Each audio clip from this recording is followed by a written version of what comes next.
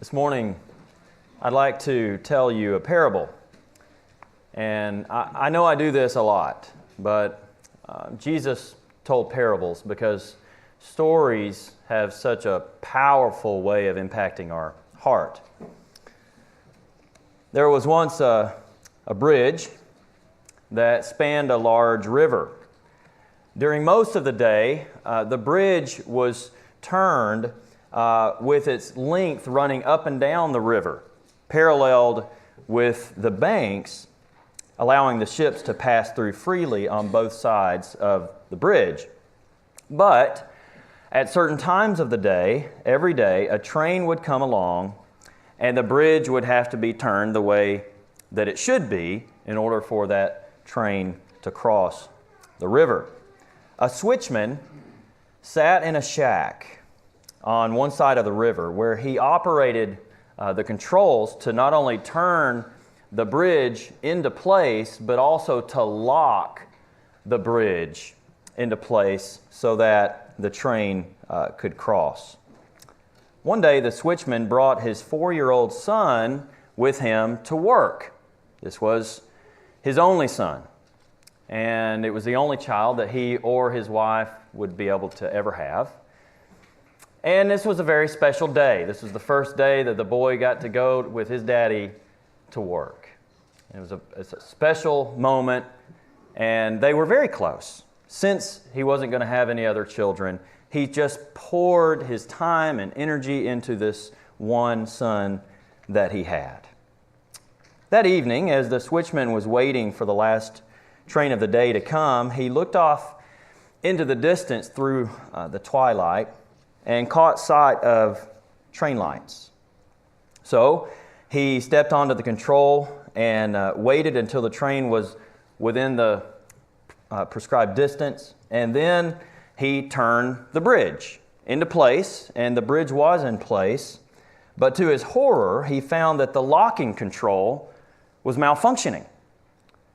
And if the bridge, even though it was in place, if it was not locked into position, then it would send the train off track and it would plummet into the river. And this was a passenger train with many people aboard that was coming.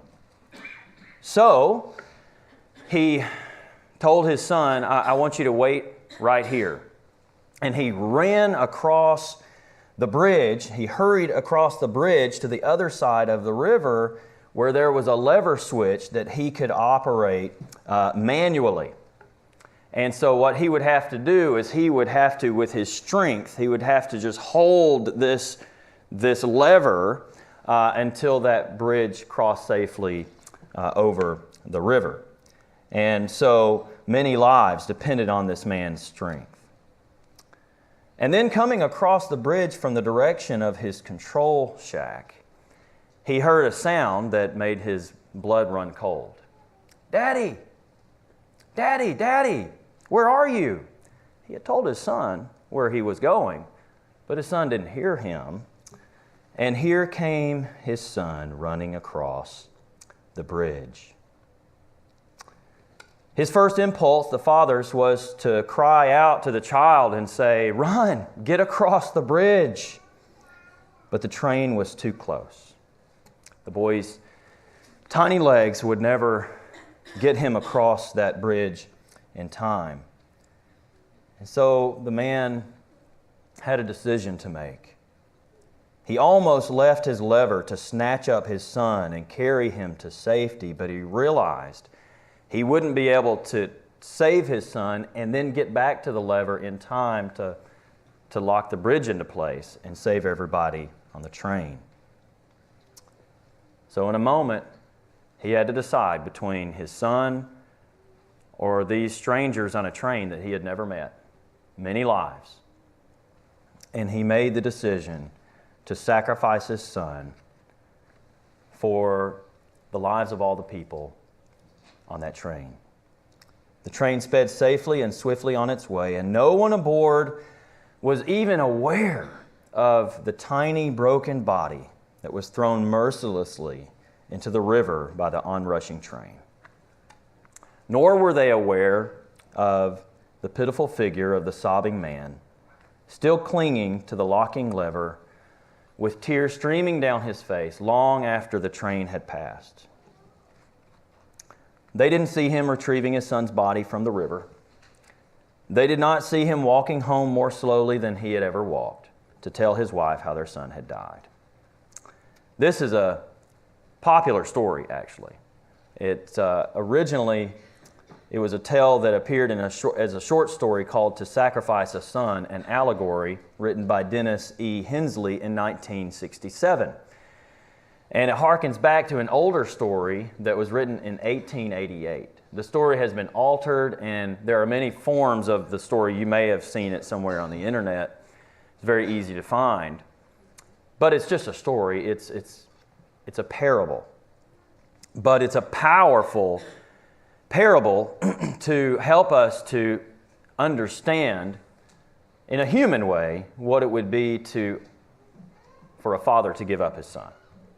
And so God is the switchman in the story. God providentially orchestrated history to make sure that a bridge was provided for the salvation of mankind in the fullness of the times. God's ultimate purpose is to get people safely across that river into eternity with Him. But God had a decision to make. Either spare His Son or save the world. He couldn't do both. Jesus is the Son. He's innocent. He loves His Father. And He's God's only Son. And you might say, well, aren't we all sons of God, sons and daughters? Aren't we all children of God? Well, yes, in a secondary sense, we all are, but Jesus is God's Son in a unique way. John 3:16 calls Him God's only begotten Son. Some other versions render that God's one and only Son. One version renders it God's unique Son. And I think we can all, I don't even have to explain why. Jesus was God's one and only Son in that truly unique way. In a similar way as, Abraham's son Isaac was.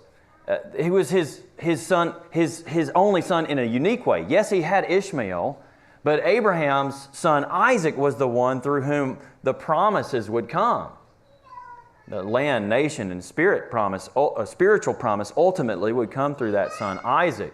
And that would be what the Jewish mind immediately would go to when, as Jesus said to Nicodemus in John 3:16, "For God so loved the world that He gave His only begotten Son." The first thought that would come to their mind is, like Abraham's son Isaac. And so God gave His Son, His only unique, His one and only Son. But the difference between our parable and the death of Christ is that the boy in the story died accidentally. He was just caught up in this tragedy. He had no idea what was going on and that he was about to get hit by a train. And the father didn't plan for that to happen. He didn't want his son to die. It was just an accident. So no parable can ever be a perfect correlation. But, of course, Jesus knew exactly what He was doing. And He saw that train coming. And He chose to step out in front of it. He chose to do that. He didn't want to suffer, but He knew it was the Father's will. And it was the Father's will. It had been the Father's will from all eternity to send His Son as the lamb slain before the foundation of the world. It would have been much easier for God to spare His Son and let the world die.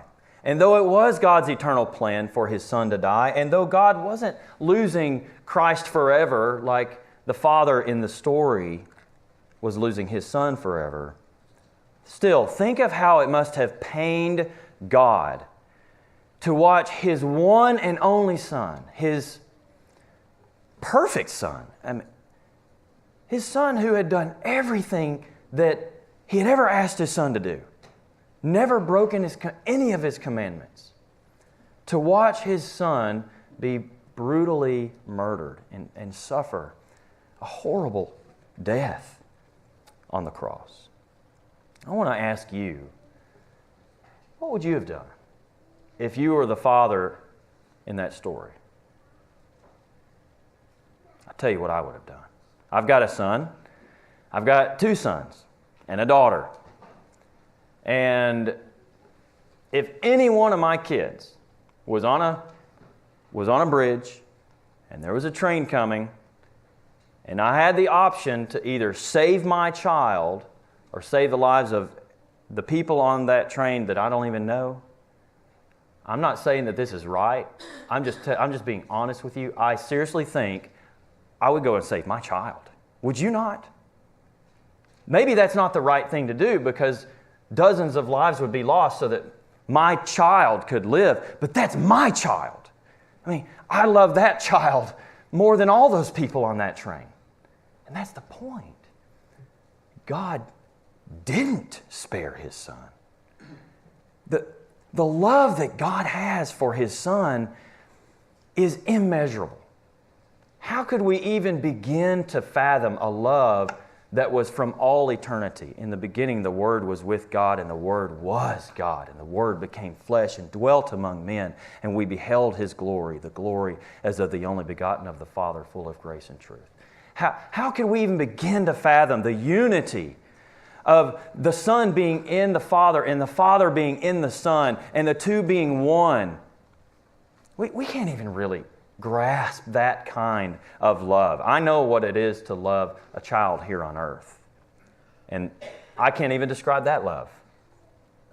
But to understand the Father's love for Jesus Christ is it's beyond measure. But likewise, the love that God has for sinners cannot be measured. Because God allowed His Son that He loved so much to die for us. Jesus' death on the cross is the clearest demonstration of God's love for us. For God so loved the world that He gave His one and only Son, that whosoever believes in Him should not perish, but might have everlasting life.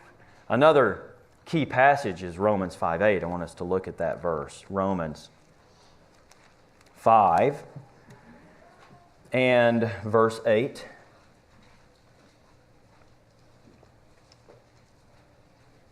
But God demonstrates His own love toward us in that while we were yet sinners, Christ died for us. It is the demonstration of the Father's love to give His Son. Was it a demonstration of Christ's love? Absolutely. But this passage highlights that it's a demonstration of the Father's love to give His Son. And not only that, He gave His Son while we were sinners. In Romans 8:32, another pertinent verse, He who did not spare His own Son, but delivered Him over for us all, how will He not also with Him freely give us all things? You know, we might ask, is God really on my side? Well, He gave His Son for you.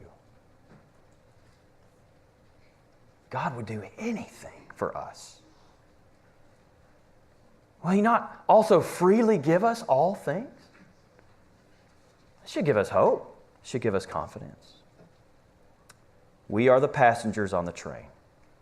In the story, the passengers had no idea that a father gave his life so that they may not perish. In the same way, we didn't know God or His Son. Oh, of course, we knew that God offered His Son, Jesus, as a sacrifice, but we didn't appreciate that. We paid no attention to that at all. We were just doing our own thing, riding the train of life, worried about getting from point A to point B. We paid no attention to God. We had no regard for the sacrifice of His Son. We didn't even give thanks for the bridge that was provided. In fact, we were enemies with God. We were sinners. We rebelled against the very one who gave up everything to make a bridge to salvation possible. So the question I want us to ask ourselves is, will we return the love that God has shown to us? Will we die to sin and give up everything for our Father, demonstrating our love for Him by being a living sacrifice? This morning, as we take the Lord's Supper, let us be mindful of God's incredible, indescribable love for you and I by giving His one and only Son so that we may not perish, but so that we may have eternal life.